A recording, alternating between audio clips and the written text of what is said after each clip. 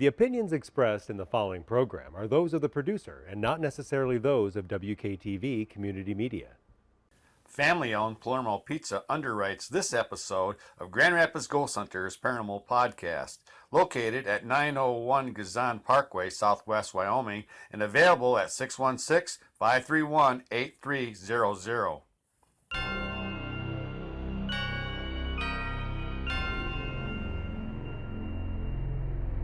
We hear things in the deep, dark night. We see things in the shadows, in the corners of our eyes. In mind and dim light, we sense things when they just aren't right. Our dealings are not with human flesh and bone, but rather with an essence that defies even the basic laws of nature, like space and time. These elusive selves challenge our logical minds, forcing us to take faith in the unseen, the unsubstantiated. We cling to theory, statistical inevitability, and the imminent manifestation of mystery. Brought to you by WKTV. I'm one of your ghost hosts, Wayne Preston Curtis Thomas.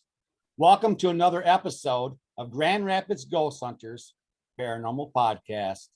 As always, we ask that you please keep an open mind about things that you might not easily believe as we explore the mysterious. Dialogue with the Dead. Oh, Look at the cover. I was like, wow, that This sounds cover is familiar. so wow. Yeah. Yeah, we know this author. She's going to be on the show. So first, let's check in with our co-host, zooming from Columbus, Ohio. Hi, everybody. It's Tanya Geyer-Sager. Hey, Kim. Hi, I'm Kim Colleen, tuning in tonight from Holland, Michigan. Kim's been with us from the beginning, and so has Brandon. Yep. Brandon Jose of Jose Paranormal History Productions YouTube channel. Now, on the back cover of this book, it says, one of the other mediums had expressed concern about something they'd seen. They felt it was evil. I'd like to talk about that before the day's over, but let's just check in with Exie. She's been busy, so we'll check in. I know she did a ghost hunt over on the Edson, the Gray Ghost in Bay City. I did. Oh, I love that ship. The USS Edson, Bay City. If you haven't been there, you've got to go there. It is just, it's incredible. And I brought a sailor home with me, apparently. So there's a whole nother story there. Oh, nice. Trust me, in the shower, I wish I had. You know, it's like he may be dead, but he's not dead. It was one of those scenarios. Yeah. Oh, no. All bad. Oh, yeah. Oh, boy. But it is, she's gorgeous. The ship is gorgeous. It's huge. So, you know, you can't believe it. And so I spent the night for the first time. So that was an experience. So you billed it as Exie Susanne Bruce Smith. You added Bruce in there. And you did that with a couple of our friends, Mama Mary Bassett, and who else? Kristen Roberts. Who is a medium. She is very talented and a good friend. And so the three of us did it. And we held a gallery first. And the gallery was insane because we picked up so many shipmates. We couldn't get past the ship. It was like it was its own force field. So finally I pulled up this incredibly strong woman, and it was one of the women there. It was her mother-in-law. And she goes, oh, of course. She goes, leave it to my mother-in-law to come through, you know? And she kind of described her as a battleship of her own. So I was like, oh, so we've got a little naval thing going here. Laughed kind of hard at that. And then we just started the investigation, and I finally caved at about 1:30 in the morning, and I was like, I'm done.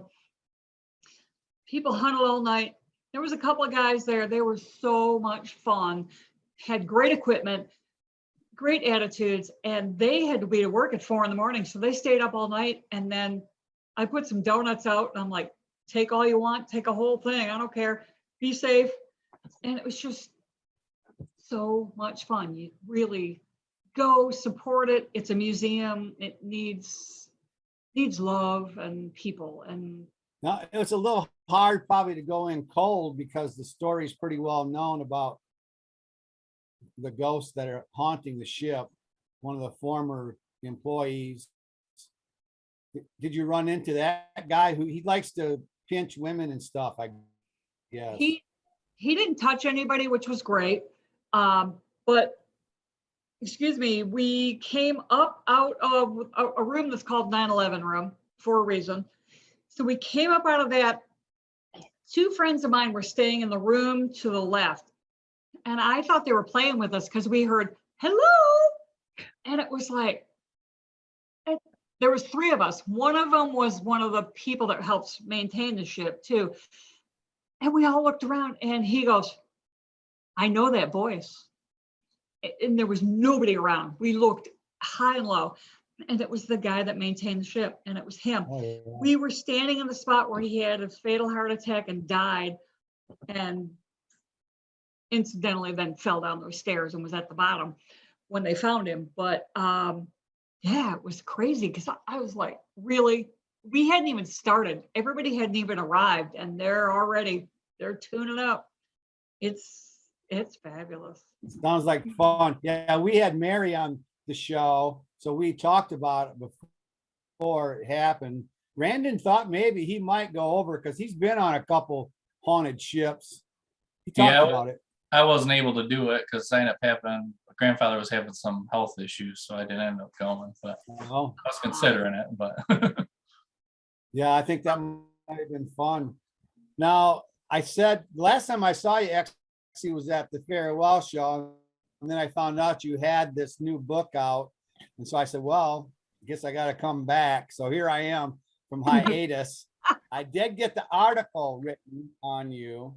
And Thank I got you so that much. out, so that was real good. That And was I very said you nice. had lived in, oh, thank you.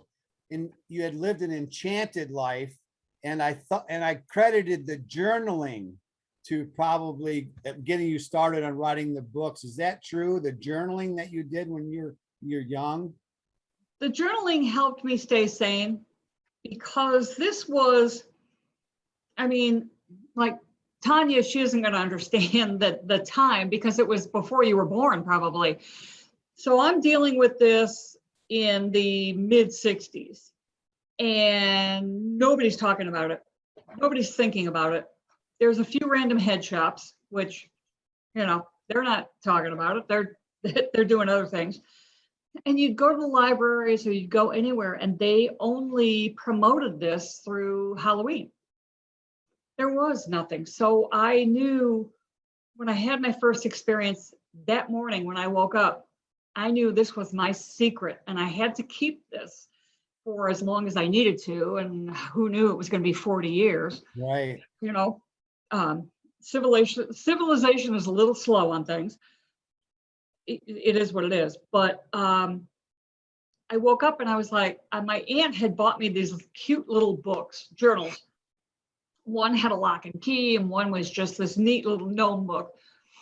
And I thought, I'm going to have the lock and key just because it's that kind of secret. And I wrote everything down that had happened. I filled that journal and like 50 more before I ever did anything with them. My husband moved them into our house that we're still in. And he said, are you going to do anything with these things? You need to, you know, you could help somebody. So that was when, back in 2012, I did the first Welcome to My Paranormal Life. I would admit, yeah. I mean, I was definitely not I was born well after the 60s, but even growing up in the 80s and the 90s, there still was nothing. I mean, it was still not a mainstream thing until like when John Edwards finally had his show and Sylvia Brown finally came out, and it was like, but kids and young adults growing up or even older people, it was like, what do we do with this gift? Because it was still, I know in the 80s, it was still considered taboo. Oh, yeah. And I was Yeah. like, oh, the problem is it's happening. Exactly. And in the mid 60s, I'd have been hospitalized. I'd have been drugged. I'd have been seeing all kinds of psychs. And I didn't want to do that. And they told me, you don't want to do this yet. It's not time. And I knew I needed to grow into it. For me now, I mean, I've been turned down for TV so many times because of this. I'm too old. They don't want to see old faces. And that's fine. That's fine. I'm, whatever. I now have the experience and I can share. And that's my biggest thing I can give. And my gift to people. I'm mentoring a 9-year-old right now who is a medium and he's on the spectrum. He's got a little autism going too. So he's really confused. And it is that I full goosebump out on just even talking about him. And I've got a woman now that she's just engaged and she's in her early 20s. And she goes, I want to understand this. But I can't close and I don't know what it means to be closed or open. And so I'm starting this whole new journey with these young people, and it is so happy. Makes my heart just kind of like, yeah, hell yeah. Let's take the fear from them that we felt, that Tanya, you probably felt too, because you couldn't talk about it. I was terrified. I mean, I remember night terrors, just screaming in the middle of the night, and my mom would not know what to do with me because she's like, there's nothing I can do. All she could do is just hold me. I don't know if this happened for you, but like for me, all she could do is just hold me until I came down. And because there was nothing she could think of or say to bring me down.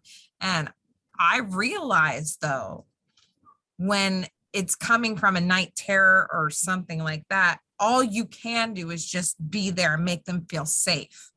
And that's why I told my mom, I said, when my cousins or like if anybody else, my nephews or any of them started having situations, I said, Mom, just keep telling them you're safe until their mental capacity can come back. Yep. Perfect. I mean, that's really perfect. And that's what I tell people. I don't know how many books I've just given away to parents that come to my tables at events. They've paid to come in because they want to talk to me. And I'm like, oh my gosh, I'm so sorry. I wish, I should put out somewhere that it's just, I don't charge to just talk to me for mentoring, for whatever. That's free because that's the way it should be. That's how I am. That's how I am. At least as far as I'm concerned, I don't charge to cleanse a house. I don't for anything because you need to be safe. Mm-hmm. So I'll just look at them and I go, okay, read this. If you think it's appropriate, read it with your child then. And I say, you know what? They're of you. You raised them. They're honest children. Believe what they're telling you. Even though you may not be able to grasp it, try. Jump out of that, go off your mat, come out of your circle, and know there is more than we can perceive. There's more than I can perceive. I mean, I know when I first started all this, I knew there was like 6 or 8 levels of feeling and of vibration. I'm like in the 20s now. 24 is my highest level of vibration that I've been feeling. And that gives me a intense headache. And I go to sleep immediately because it just takes the sugar right out of my body. So we're building, we're working, we're doing. And it's like, I'm pushing myself for other people because we need to know this. Mm-hmm. How many mediums, have shorter lives? Your books are incredibly detailed.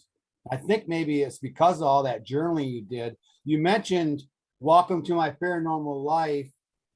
You mentioned this book, your first book. That's my baby. And then, or Brandon, maybe you could click to speaker a second. We pick these up better. And then your second book, I think I have them in order. When the Dead Come Calling is your second book. Yep, that's right. And then the third book, The Essence of Death, right here. But then this most recent one, I don't know, this might be my favorite cover, and the titles are all just great. Thank you. Here, Dialogue with the Dead. Now, this That cover was done by someone who's, I think, relatively famous, right? Dave Schwartz did this cover. I contacted him. I was in Florida and I knew the book was getting close and I knew I needed cover work. And so it was like February of 2020. And, you know, nobody's doing much. It's COVID. So I was like, oh, well, so I contacted like 6. I contacted Shatan because she tossed something out. She said, I'd be happy to do something up for you. So I had all these people. He sent me that cover and I was like, oh, I mean, owls came into me as a totem.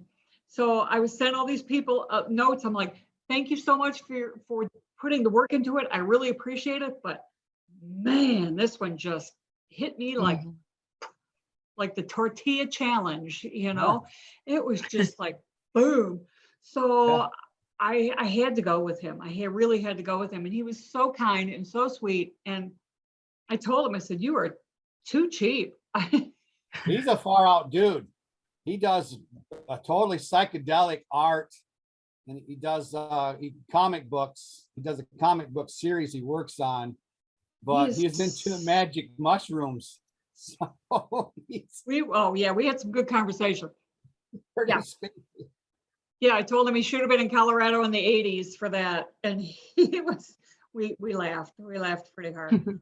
But yeah, a great guy. Yeah, the best, extremely best titles and the best covers, I swear. Right. And now I see your build as a best-selling author. What's how they're billing you now? Well, it's sold around the world, the first book. Amazon used to keep a globe. And now they don't even keep a map. Then they went to a map of the United States and you could see where your book sold. It was really cool. I loved it.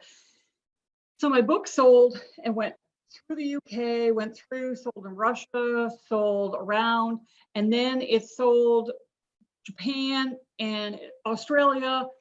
And then it sold on an island, and it wasn't Hawaii, it was near Hawaii. And then it jumped and sold in San Francisco. And I was like, oh my God, I just sold around the world. And it was like a copy here and a copy here and a copy here. I don't care. It's sold around the world. So best selling. So I looked up the term, and New York Times has their own term. Everybody has their own term for what is a bestseller. And so I grouped them all together and made my own. And I'm like, I'm an international best-selling author because I sold around the world. So I'm like, prove me wrong. I didn't care. I was like, oh, whatever. And because everybody has their own term for it, I was like, all right. Can't debate it. Brandon's ordered the book. Brandon, did you get it yet? Yeah, I got the 3 books. I've on the Dialogue with the Dead. I got about halfway through. I had just received them, so I didn't have a chance to get all the way through it yet. Dialogue is an interesting one because it should have been 2 books. And my editor wanted me to make it 2 books. And I was like, no.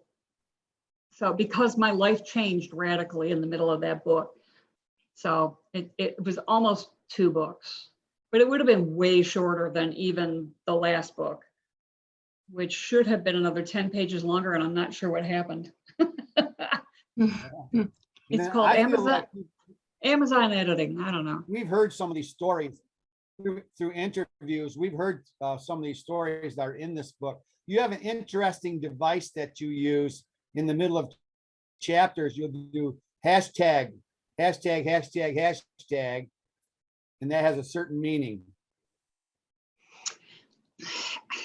There's certain, like the asterisk, like on 8, that has always had a thing for me. I've always loved that.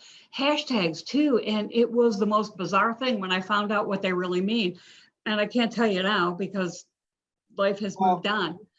You do that when you're changing, you're talking about the same thing or something, or you're changing subjects or. Yeah, and somebody told me same once, subject, it's a different story. but somebody told me once hashtags have a meaning, and I had an editor try to get me to dump them, and I was like, you're about 3 books too late. No. And I'm Oh, sure as yeah. hell not going back and editing again. Because if you ever try to load a book on Amazon, you'll either drink or you need somebody to do it for you. It's not easy. One of the interesting things I ran into in this new book was golems, spelled Golems. And I don't know if we've ever talked about golems on the show before. Brandon, you're probably familiar with them, aren't you? It's kind of from like Jewish folklore Yes. of like creating out of usually it's either like clay or metal, and writing a word on the head to create it as like to kind of to do the creator's bidding. And like it doesn't go away till like you erase the word off the forehead or whatever. I figured Brandon would know. And Yeah. if Yeah, you are, if you love Lord of the Have you Rings, guys heard of that, you girls? No, I haven't. did you ever watch Lord of the Rings? Yeah. Gollum.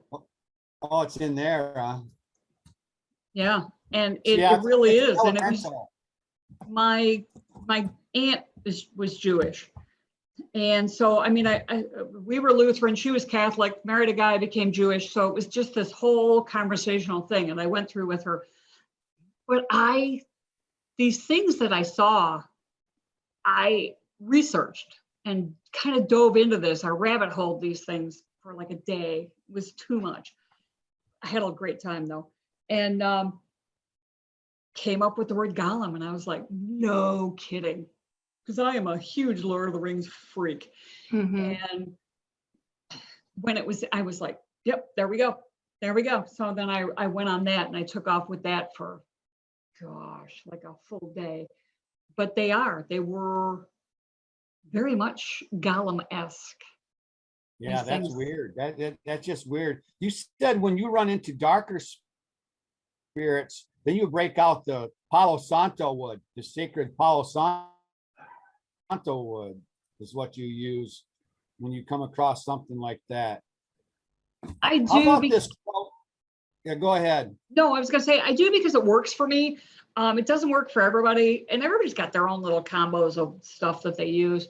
But I also have my crystals. And I'll use, if I have holy water, I'll use it. But if I don't, I like olive oil.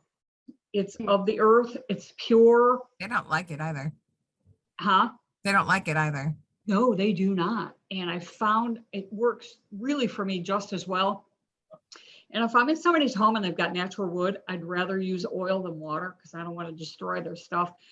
And I tell them, later, just kind of massage it into whatever, and it covers. It comes from Mother Earth. She's intensely strong. And people, I love that you help people out with this smudging and families that are distressed, and you don't charge them for smudging. And you mentioned that there was somebody didn't want you to use the sage, so you had to do a smudging without using sage. I had That was no idea what the hell I was going to do. I'm in this house. It is 5,000 square feet. It's a massive house on a lake near us. And obviously they've got a lot of money. It's a beautiful house. They'd had it redone. And so I'm in there and I'm like, okay. So I'm asking my guides. I'm like, all right, what am I going to do? And they're like, use your senses. Because I didn't even have sage spray at the time. I could have used spray, which I found later. And so I just used my senses, and it boiled down to a man that was in the house. He was trying to communicate with the female homeowner, freaking her right out. So this multi-million-dollar house, because she lives on this big lake off this golf course, and she lives by some of the Pistons basketball players. So that'll tell you the caliber of the amount of money that was in this neighborhood. I was like driving around. I was surprised I didn't hit a tree. So I talked to this entity, and it wanted to talk to her. Well, she didn't get it. She was freaking out. They spent a weekend in this house, this $2 million house or whatever it was, and went back to the old house.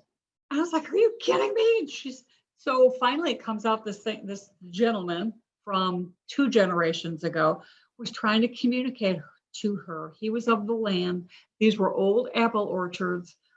They used to own the orchard, and he wanted to go home, but he didn't know how. And he was there and he felt trapped. So we opened a vortex in the one room. I finally got him in this basement room. It was a guest bedroom. And he still wasn't going. And I said, I looked, because his wife's up there, his 2 children are up there, and all of a sudden this head of this dog peeks over the edge of this vortex. And I said, your dog's there. This guy was gone in a heartbeat. I was like, oh, he goes for it. And the wife goes, it's okay. I know he loved the dog more than me. Oh, no. And I am laughing, and the homeowner's going, what's so funny? And so I was like, oh, sorry. So I clued her in, told her all about it, informed her that she is a medium. She's partially open. She's an empath. She wanted all of it closed. So I Oh, sealed her, and I said, if you ever have a change of heart, I left open intuition for her, because everybody needs intuition. The good, the bad, I'm going to walk into a dark alley. I don't care. No, you need intuition. You need to know that's not a good idea.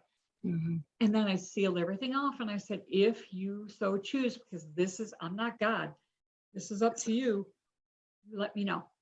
I can either teach you how to blend it into your life, which would be really nice. And she was just, no. So I was like, okay. So I talked to her. That was a few years ago. So I talked to her about a year ago. I was thinking about her, and the phone rang, and I went, oh God, I hate it when I do that. So there she is, And she said, everything's wonderful. Thank you so much. She wanted to know if he was safe and happy. I was like, oh, so cute. So he is, he's happy. He's got his dog. That's Yeah. how do you open a vortex, Exie? I Right. didn't, it was open, but I can. Oh. You just open a tornado. You just open a void. And You do it with your mind? Mhm. You obviously do it with your mind. Yeah. So you can either do that, or you can bring down white light, which is God light. And so I dropped that into the room, Yep. and that kind of created a vortex. So I'm looking at the top, and this lady's looking at me like, what the hell are you looking at? Because I'm looking at the Yeah. bedroom ceiling, according to her, I was like, oh, there's his wife and his daughter and his son, and whoop, there's the dog. Man, he was just, Yeah, like, So that's when you fun. look into a vortex, can you see actually people's faces, or do you just feel the presence of that person, like the dog? Can you see the dog, or you just feel a presence? both. Really? I see their faces at the top. Okay. I'm assuming so for me, that's heaven. Yeah, of course. So, I don't know what it is for other people. And so I Mhm. leave that open for them for interpretation. And yeah, it's just cool. And it's so bright. And it's that beautiful, it's like Michigan sky blue above them. And it's just there. And yeah, it smells good and it feels good. The pressure is lighter. It makes you want to step into it, which is like, it's not my time, but Yeah. Wow. because it's just clean and fresh and there. So yeah, You like to call on Michael, the archangel, Mhm. and you're smudging. Warrior. Tanya, do you smudge? Yes. Do you use white sage? I use white sage. My favorite is any kind of sage that's Native American blessed. If I can get my hands on it, and I know a couple of Native Americans, I will usually have them bless it before I use it. Oh, yeah. I Yeah. like that. Brandon doesn't like the smell of the sage either, so I would wonder, it would get so smoky without the smoke detectors were gonna go off. The smoke alarms go off in places. I will admit, I'm not a huge fan of the smell, but after, you start using it, you don't even smell it after a while. And I do have the sacred Palo Santo, and I call down white light cocoon for people when I do smudging also. But I call on St. Francis, and I call on to be an instrument of peace is what I ask for in my smudging, but very similar, I think. But actually, you said sometimes you use a spray with salt water. I do. And so I steep a pot of hot water and I add salt And as it's cooling, I'll shove a sprig of white sage into it so it seeps like tea. Oh, And then when you're done and it's cool, you can put crystals into it. You can do anything you want to it. And then after, put it, drain it and strain it so the sage doesn't go into it, but the essence of the sage does. Mhm. And then put it in a spray bottle from the dollar store. you And use some other things too that I hadn't used, like cedar, I think you mentioned. yep, cedar and sweetgrass. Okay. See, mine is sandalwood. My backup is sandalwood. Ooh, now what does that do? It's what I learned from a native friend of mine is sandalwood is considered like an amethyst of a benign scent. So it Ooh. can be used for anything. So my backup, if I don't have sage, is always sandalwood. Oh, I like it. Okay, thank you. Yeah, I'll have to check into that. Yeah, me Without a too. doubt. And I love the smell. Oh, I love the smell of sandalwood. Oh, that'd be refreshing. Yeah, Yeah. I'd like to check into that. You mentioned crystals in the new book, Exie, and how you like to use crystals. Are there any certain ones that, or does it depend on the case?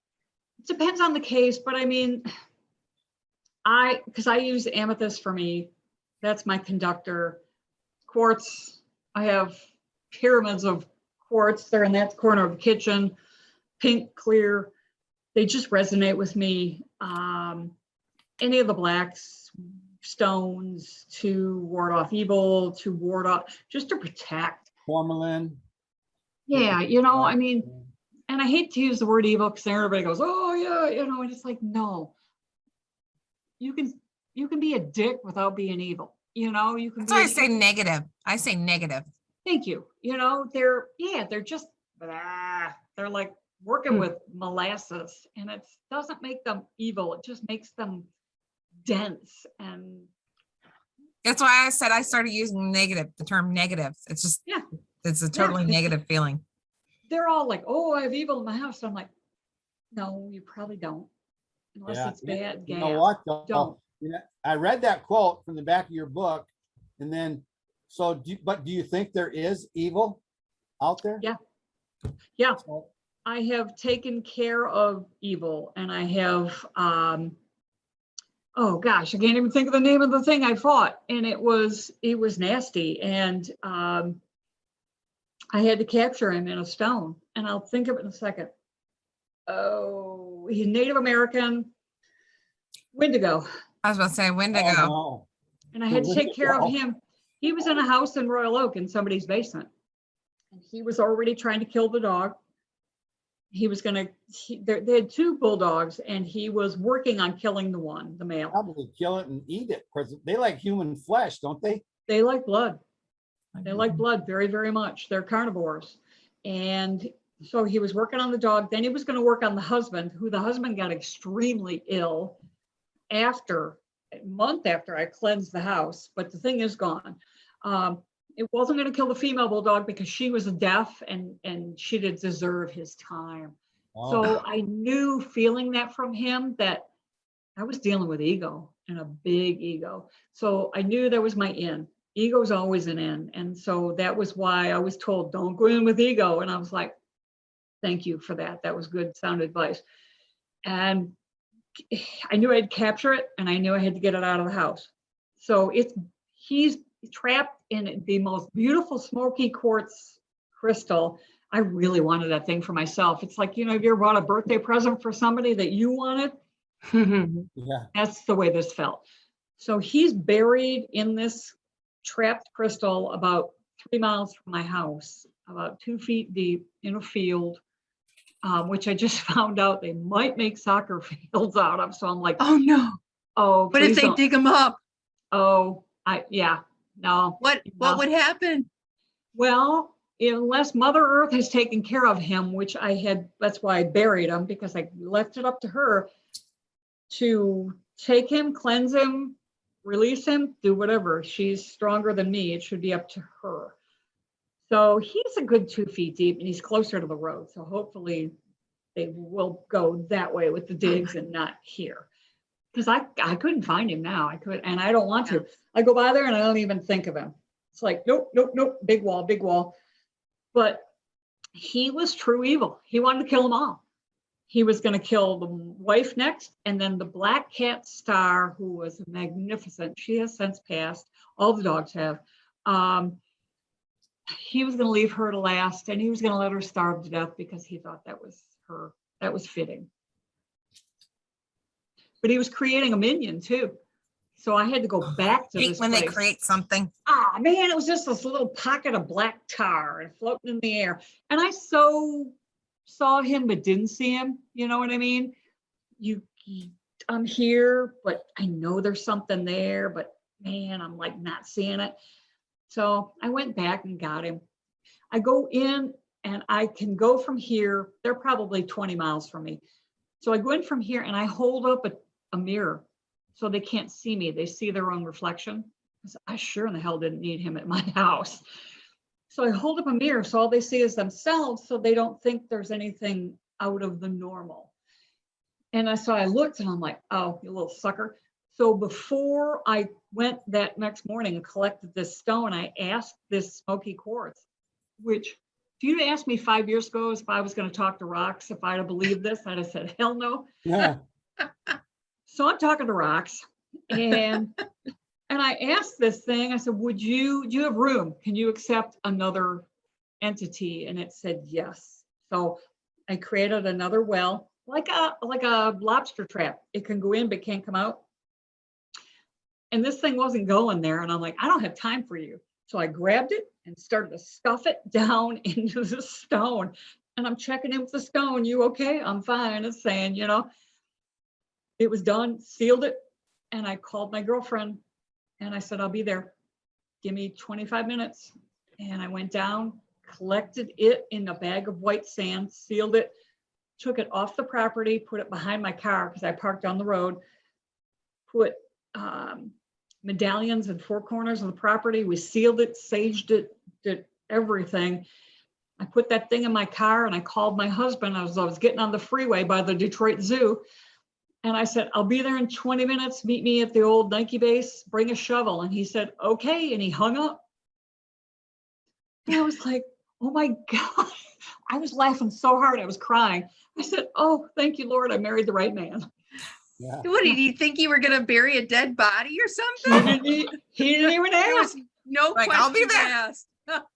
No question. He's like, okay, click. Oh my gosh. I know. Can My I Bluetooth- can I give you a little tip if you have to deal with the Wendigo again? Please. A native friend, when I lived in New Mexico, told me this. The best way to capture them is in the stone, like you did, but the best way to destroy them is throwing them in water. They drown and die. Okay. Thank you. Oh, I thought you had to burn them. No. I thought you had No, to water cook is them the down. purest thing that they said that for the natives because it's constantly moving. So the best way to Oh. kill it when Wendigo is throwing it in the water because they don't like water. They hate water and they will drown. Okay. Well, he's buried in deep sand and maybe the water table, because I know the water table comes and goes over there. So maybe, Yeah. but sweet. Yeah, Yeah. because I had no idea. I had interacted with a Wendigo in New Mexico. I mean, it was the weirdest experience. He was walking through it's called Old Town Albuquerque, and he was just walking. And I was like, Oh, wait a minute, and he looked like a golem in a way, because they're so Yeah. weird looking. yeah. And I was yeah. like, that is not, like, I did a double take. I was like, wait a minute. And my friend was like, what's going on? And the native that was selling had a blanket out and selling. She goes, I saw him too. I was like, I stopped and I was like, I looked at her and she goes, that was a Wendigo. We don't mess with them. And if And they you- attack, then we will take care of them. And they're not native down there. Mm-mm. No, they're not. That's why the natives down there won't mess with them unless they attack somebody. Wow, I wonder how it got there. Because the person that I had somebody that I knew was dealing with one in Tennessee, and I'm like, how in the hell did it get in Tennessee? It shouldn't be there either. And so I'd met years ago in Kentucky, Lexington, I met this healer, and I sent her to him, and he gave her like 6 pages of notes on what to do with this Wendigo. So I called her, I said, guess what I got? So she then sent me these pages of notes, and his thing was to bury it, and to offer it back to Mother Earth. But I like the water, and I mean, I It live. gets them back to her faster. That's would. where, because that later that me and that girl made friends. Because of that, we made friends. Yes. I would go and visit her down at Old Town all the time. And I asked her, I said, where did you get this? Like for the Wendigo? And she goes, my grandmother was a shaman. And she goes, she's actually taken care of quite a few in this area, which is unusual. And she goes, but the hatred in the world within people's hearts are making them expand. Yeah. And she had a friend that lived in Europe. If I remember, it was Germany, and she actually encountered a Wendigo in Germany. Wouldn't shock me there with all of that level In of, your book, Exie, you talk about working with shamans. What's with them? They're awful secretive. They don't want to give out their secrets. they will give you what you need. And I never asked more because I thought I've gotten what I need, and I thank them dearly. And I know it's not where I'm really supposed to go. Maybe in the long run, if I get to my 90s, probably, yes, I'll have reached that. But yeah, they're fascinating, and their depth and the places they've gone that I Are they on a higher level of consciousness? Yeah, to a degree, a higher level of education, of learning, of information, of spiritualness. And, I mean, Tanya's probably closer than I am to that from having been there and from lived in the area. You just kind of, it's like a seep. It just seeps in, and where you're supposed to go. And so because I've moved totally out of Reiki, I don't do that anymore. I did it, done it. It was great. I learned, I did what I needed to do. And so I am kind of working in that direction because it's more of a holy feel. And that's not ego, it's centering. And I think that's kind of where I'm headed in that direction, because I'm, at this age, I just want the center, and I want the peace, and I want to be able to deliver that and offer that. More of a sage sort of thing, which there is no ego in that. It's just, God, let me help you, because I can see it because I'm outside of it. And that is, let it be a gift. You talk about grounding in this book again. We've talked about it with you, and I think it seems to be an important thing. Do you have any advice for amateur ghost hunters? Any warnings or protection that what do you say to a young ghost hunter? Don't go alone.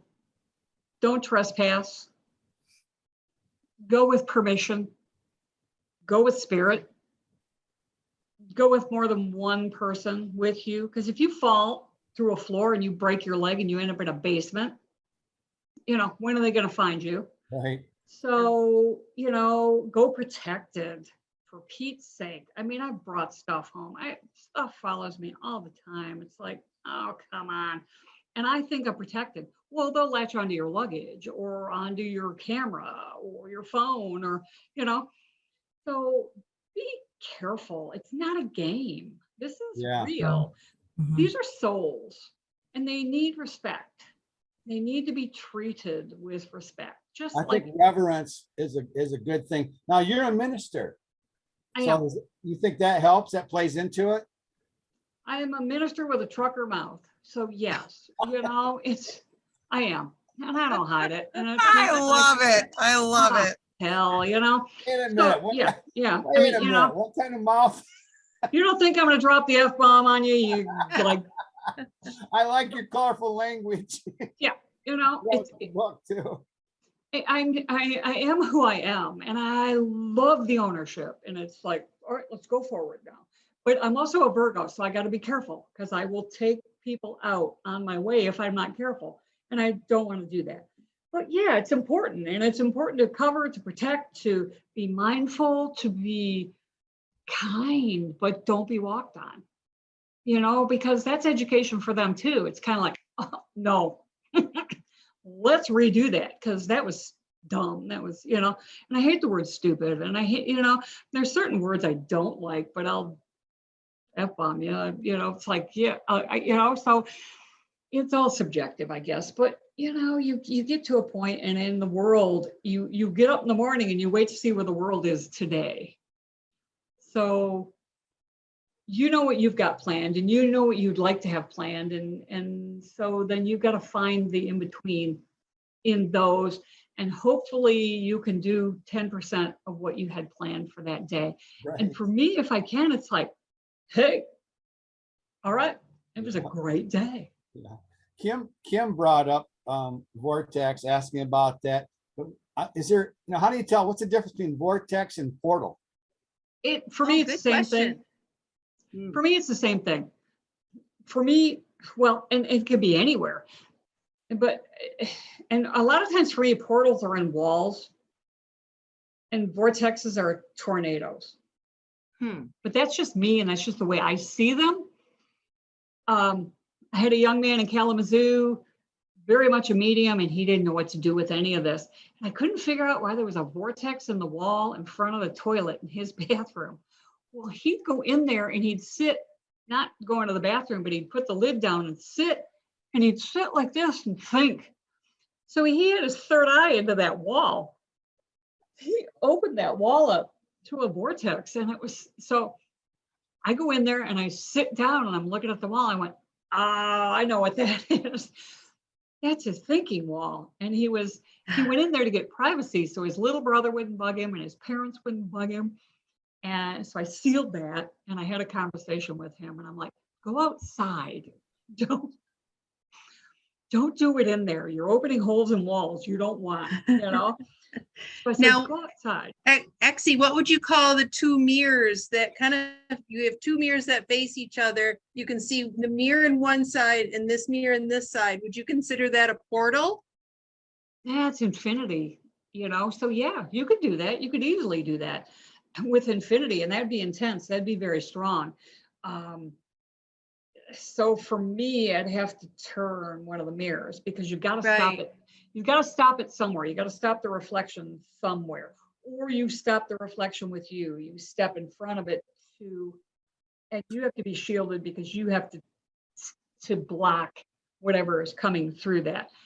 That's risky because you don't want to take anything into you. So you have to be careful. When I did Reiki, I used to wear cuffs like Wonder Woman. So when I used my hands, nothing went above my wrists. I wouldn't absorb. So, do kind of the same thing with that. I've watched different places over the years where people have ghost hunted, and there's a pretty famous hotel in their lobby that has mirrors on one side of the wall versus the other side, with a staircase going up through the middle of it. I can't remember the name of it's a pretty famous hotel, like maybe is it called Stanley Hotel? That would be the one they did The Shining was written about. Yeah, I think it's that particular one that they have the facing mirrors like that. I always kind of wondered, does that open a portal? Well, yeah, and it takes, what is that it's called the spirituality of doing homes. It's the Feng Shui. Feng Shui. Feng Shui says no, because you don't want that, because it's like, it's just energy pounding on energy. Wow. So you're gonna either want to offset them. But if you've ever scried with a mirror, or we were in a location and I was in the attic and they had a big mirror on the floor.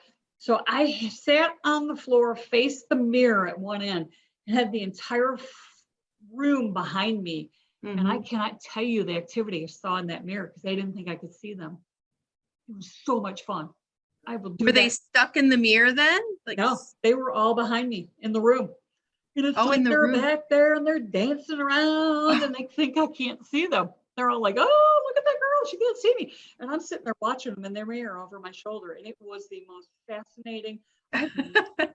Brandon saw something in a scrying mirror Yeah, it was me, and well, it was one that was made at the Hinsdale House as part of Haunt Me, the web series on YouTube. And me and like one of my team members at the time, we were both looking into it. We both got, as we were both staring into it, we both got the mental image of the American Gothic painting that we Oh, were scrying. Which seems a little odd Like to me. I'm seeing that, I'm seeing that painting. You know, that's the one where the guy's holding the pitchfork. Yeah, woman in front of the yeah, I courthouse. actually That's what saw that painting one in is. person in Chicago. Yeah, so we both got that mentally. And I said, like, that's what I'm seeing. I'm seeing that in the mirror right now. She's like, get out of here. I just saw that too. Like we both got it like in our mind's eye as we were scrying. Yeah, so I Oh, think there that's might cool. be something in mirror, right? yeah, Now- absolutely. In your new book, Dialogue with the Dead, page 58, you talk about dreams, and you say dreams, that's where you receive messages and lessons, and dreams can foretell the future. Is that with everybody or just your prophetic dreamer? I am, but I think everybody works out their crap in a dream. It's how you subliminally work things out. It's easier, it's less taxing. You're there and your mind is just trying to ferret things out for you. I think it's a very, very important time. I tell people, keep a journal by your bed, keep a piece of Right. paper and a pen, something. I mean, I'll wake up and it's 1:11, it's 2:22, it's 3:33, 4:44. I'll do that night after night. And it's like, I'm trying to get, I can't get the message here. So they're giving it to me numerically. So, so pay attention to your dreams. I mean, I've had some dreams. I knew I was going to change careers. Well, So I went through a doorway facing backwards I was in a rolling old secretary chair. I mean, like from the 50s. And they were pushing me backwards. And I went through these old hospital doors. And when I went banging through these doors, I came through facing another way. And I was like, oh, I'm going to change where I'm going in life. Because I mean, it was like, boom. It was so obvious to me, but it's not always that obvious. The other night I saw a snake in my dream and I was like, oh, don't do that. Because there's somebody out there working against me and I know there is. And I've known that for a while. So they're Oh, is just that letting- what a snake means? Somebody is plotting against you? For me, it is snake in the Oh. grass. Oh, Yeah. So I was like, Interesting. Usually if "Oh." it's a lot of times from what I've encountered, if it's a single snake, it's somebody working against you. If it's like multiple snakes, there's other things going on and you need to pay attention, wake up. And Yep, it was one. And I know who it is. And it's oh, like, wow. it is what it is, So I'm going to stay on my course and keep going and let them know I know, but it is what it is. Tanya, do you have prophetic dreams too, Tanya? occasionally, some of them I think they're prophecy, but then other times I'm like, what the heck were you talking about? Yeah. Like the other night, I had this weird dream that I was a truck driver, and I was like, what? But it's like the meaning will come to me sometime. Maybe Kim, she's been changing careers lately, so maybe she's gonna be a truck driver. Oh, man. I don't know about that. Yeah, I've been a journaler since I was high school, and it's poetic journal. And I found out that I write these poems. They're for people who have died, but I write them in advance of the people dying. So when someone dies in our family, I get my poetic journal out and I look back a couple pages and try to find their poem that I figure I've written for them and didn't know it at the time. Wow. And then I read it at the funeral. Yeah. Oh, that's beautiful though. Yeah. So what a great book this last one. I had to come back and help promote this. I love this cover. We talk about symbols, and this owl, when you were at the studio, you left and you saw an owl that night, the last time you were at the studio. Yeah. Yeah. So they've been different things to different people. Oh my gosh. Yeah. They've been around for a while and I've not noticed them. And then it was like, See, for me, we always notice them because the owl is my youngest daughter's spirit animal. Oh. And she's actually named after a fictional owl. Oh, that's marvelous. Mhm. Yeah, you I love talked it. about other things in the book, signs, crows, hawks, owls, and you totems is something you brought up again today. Could you kind of just explain totems? Totems are spirit animals for you. They are for you. For me, they're for life, but I suppose they could come and go or step back. It's depending on the power you need at the time. But they do, they represent. Spiders are another one for me, which is like, really, can we pick Oh, yeah. something else? I But think they you wrote all about have spiders in your other book. they have great meaning, and they're sturdy, strong web builders, planners, seekers, seers. They've been around forever, and it's like, oh, okay, well, that's interesting. So then owls too, and owls have sight, and they're strong, and they're dependable. They see things that we don't see. Wisdom. So they have meaning, and if there's things you're drawn to or are drawn to you, chances are that's your totem, and you should pay attention to that. Oh, I have a huge elephant mural in my living room because elephants are my spirit animal. Always have been. Always been drawn to them. They're supposed to have some special meaning, luck, good luck or something. Yeah. Well, when their trunks are up, trunks up. they're good Oh. luck. Okay. No, the spirit, usually the meaning with the elephants is because they're matriarchal, female matriarchal. So it's strength. It's basically everybody turn like most time if you're the head, like being you're like showing the symbol of the head, like I interpret it as, even though my older sister is technically supposed to be the head of the family, spiritually, I am the head of the family. Yes, you are. Everybody seems to turn to me and ask me advice and come to me even before I even came out with my gifts. So I think she helps me keep me on my path. She also helps me to understand and find balance, to find my spiritual gift with my healing gift. Beautiful. Well, yeah, I believe in those totems that you talk about. Page 121 in your new book, you say, spirits are around us always. Always. Woo! Yeah. Oh, yeah. I do a talk on that, and I'll bring it up, and I'm like, always. And Yeah. then you'll hear this titter. Oh, and it's Yeah. like, yeah, always. Sex, showers, Yeah, right. whatever. They're there. If you don't want them there, Yes. block, send them away. And they're like, oh, not like they're writing a tell-all on you, and it's not going to show up at the Star tabloid. It's just they're there, and it's not a bad thing. They're wonderful. I mean, I will bring them in if I'm somewhere and I'm not comfortable. I surround myself with them, and I ask them to help me, guard me, protect me. I bubble my family every morning. You do that. You call on whoever, angels you use, spirit guides are real strong with you. And I do the same thing when I smudge. I call on my people that are my guardian angels to help me, whoever is in my spirit realm to help me to pull this stuff off.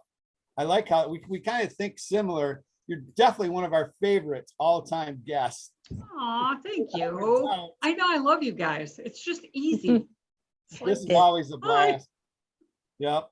We need to move on. So I'm going to do a shout out to our last guest. That was JoJo Gerard from 98.7 WFGR and Town Square Media. We talked about Gettysburg. And then shout out I want to do to our Australian connection. We haven't heard from those guys, Steve and Dylan, but Dylan sent me this right here in the mail. I just received this within the last week. It's all the prime ministers of Australia. And he sent me a postcard of a building here. This is one of the oldest theaters in Australia, which is also haunted. So shout out. I just wanted, before you even said that, I got chills. I said, I know that's a story to tell. You put that up, I went, oh, well, and that's funny. My husband's Australian. So I saw the poster in the background. I was like, oh. Yeah, because Dylan's into politics. And so I really think maybe someday he may be Prime Minister of Australia, who knows, or some kind of office, but it was good to hear from those guys. So shout out to those guys. And that's kind of it for my shout outs. Upcoming. Actually, you must have stuff. I know you have stuff on your calendar. Oh, I do. I do. So we've got August, we got my Paracon up in the Sioux. And I'm doing a gallery. August 25th through the 27th. Yep. And I've got a few tickets left for the gallery. I'll be September 3rd, Festival of Oddities in Charlotte. And I am going to do a gallery there as well. I'll be in Library Row selling books and doing readings. October 1st, I'm going to Willis House. That is sold out, but it'll be fun. We're going to do something else, Candy and I. Dearborn, October 8th, the Dearborn Historical Museum. I'm going to do a gallery and some readings there. That's really a neat place. I liked that a lot. It's cool. And I'm going back to Old Mill, November 12th. I'll be a presenter and I'll be doing readings. I'm really excited. I got a few more things in the works. The contracts aren't done, so we'll get to those. But I'm already booked like April and May of next year. So it's like, Excellent. come on. Yeah, I'm excited. And I can't talk about them yet because they haven't advertised them yet, but you'll love them. So you got to stay tuned. Okay. Brandon, you got anything planned? Anything upcoming? I'm still working on scheduling some guests and stuff upcoming. I'm kind of in the middle of changing jobs, so I've been kind of Right. get that stuff all settled. I'm going to be, at least out of personal one I might talk to about in the future, is I'm going to be in the next couple weeks doing like a past life regression. So that should be That'll be so much fun. Those are so cool. yeah, Who are you doing that with? with Mary. Oh, Mary okay. does it. Oh, wonderful. Yeah. She'll do a great job. Yeah. Any more upcoming? Anybody want to? No, nothing much. No, Okay. I know I'm still working. I have been so busy lately that since I got back from my Paracon that I do need to make a phone call and reach out to a few. Daylon from Ghost Brothers graciously agreed to definitely be joining us on one of our podcasts. So I have to reach out to him.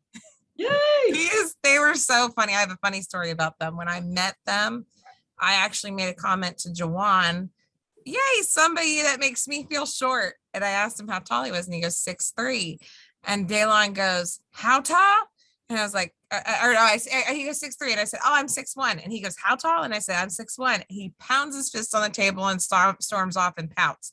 And Jawan whispers to me going, he's always wanted to be 6 foot. I was like, I'm sorry, I can't help you with that. So it'll be fun to have them. They were hysterical to talk to. They Yeah, are you fabulous. definitely need to I do that agree. show. And then when you have stuff that you want to put on the Facebook, make sure it gets to us. I saw some of your stuff and then I put it into our Facebook. Yeah.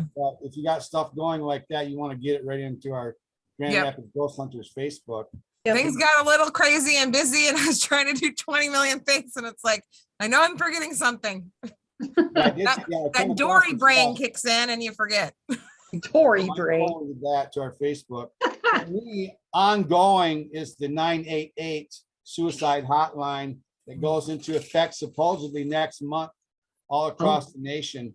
Most of your phone lines have that already, but there's some states we're dragging behind. But because we had over 2 million calls into the suicide hotline last year, this is going to help people get in touch when they need Oh help. my gosh. Yeah. So Wow. Ohio's still dragging their feet on that yeah, one. there And are I'm some like, states. get it done. We're trying to figure out who's going to pay for it. Some things. WKTV televises our show on Comcast Channel 25 and Uverse 99 twice a week. So we always look forward to that. And then I guess we can, I don't know, Brandon, do we have time for a final thought? We're running late. Yeah, we probably should. We didn't get started recording, so we probably got a couple minutes. Okay, we'll do a final thought. It's going to take a little bit of time. Okay. Exie, fortune cookies. Oh. We did something with this before, but who gets this fortune cookie? You're going to decide. Whose is this cookie? The first one. Tanya. This is Tanya's. Mm. Yeah, she just kind of popped into my head. Brenda, can you help open these? A friend's success will benefit you. I don't know. That could I be. know who that's for. Really? My Okay, who's the friend next one Jamie's for, Exie? mind, or my friend Jamie's head, her name came in my head, and All she's right. just found out she has stage 4 breast or lung cancer, Oh, yeah, that very well. could and I be. have to go help her with some healing. Yeah. This one is not gonna matter. Whose is this one? This is you. It's the same one. This one. So a friend's success will benefit me. Hmm. Who's the next one? Kim, Kim's. People are waiting for cues from you. Yeah, they are. We don't know who, but I know exactly what that is. uh-oh. Oh, cool. Who's the next one? Brandon. Let's do Brandon. Brandon. A friend will be important to you in your forthcoming success. Brandon's got things in the works, so Yeah, he does. Yeah. I think And that was it's, very you well. got some, Brandon, you got some good choices coming, dude. Yeah. Exie. Exie. You don't have a fortune, Exie. I'm Oh, good. it's empty? Yeah. Trust What are the me. Get Do another you know how one. many times? Do you know how many times that has happened to me at Asian A restaurants? lot too. Really? I never had that happen. That has It's never us. happened to me. Oh my gosh, that's happened to me so many times. Me too. Yeah, Oh, that was kind of fun. I just That was take that fun. as I take that as a good sign Okay, good. that I'm where I should be. Mhm. The next thing is to find the inspirational thought, and then the show is over. And the inspirational thought, I kind of think that you're magical, Exie. I really think you are. Thank And you. the quote comes from one of the smartest guys that ever lived, Johann Wolfgang von Goethe. His IQ was rated one of the highest people that ever lived. Of course, the smartest people in the world are women. 2 women are right now are the smartest women in the world, but we don't want to mention that, do we? No, actually, I think you are very magical. So this is from Wolfgang. Magic is believing in yourself. If you can do that, you can make anything happen. So people out there, believe in yourselves. That's where the magic lies. You are correct. Thank you. Perfect. Peace out. Good to see everybody. Thanks. Great to see you. Thank you, everybody, so much. Thank you. Thank you. Ah, Bye. bye.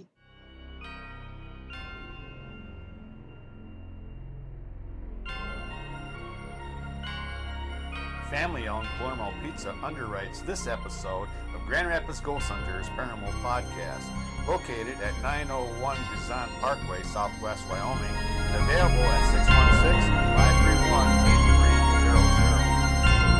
616-531-8300. The opinions expressed in the preceding program are those of the producer and not necessarily those of WKTV Community Media.